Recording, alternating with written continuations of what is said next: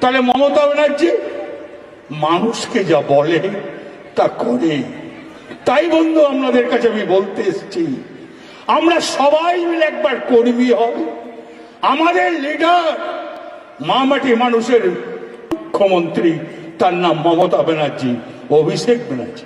আমি এমএলএ হই না, আমি এমএলএ দাঁড়াই না, আমি মিউনিসিপ্যালিটিতে কাউন্সিলর হই না, আমি জেলা পরিষদের মেম্বার হই না, আমি আপনাদের মতন সাধারণ মানুষ হয়ে থাকতে চাই।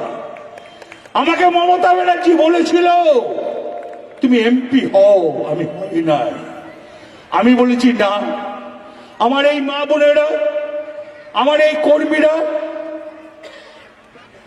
আমি তাদের সঙ্গে থাকতে চাই, তাদের সঙ্গে আমি একসঙ্গে লড়তে চাই।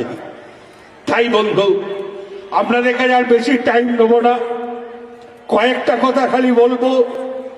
উন্নয়নের জোয়ার পশ্চিমবাংলাকে মমতা ব্যানার্জি বাঁচিয়ে রেখেছে।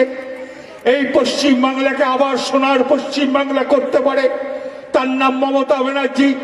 আমরা যেন কোনো অংশে ভুল না করি, আমরা যেন মামাটি মানুষের মুখ্যমন্ত্রীকে আবার মুখ্যমন্ত্রী করতে পারি 250টা আসনে।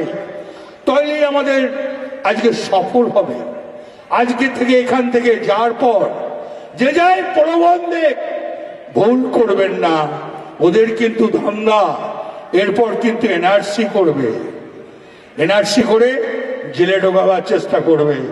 এই ভুলে যেন কেউ পা দেবেন না। জয় হিন্দ। মমতা ব্যানার্জি জিন্দাবাদ, অভিষেক ব্যানার্জি জিন্দাবাদ। সাধারণ মানুষ আমার প্রণাম নেবেন।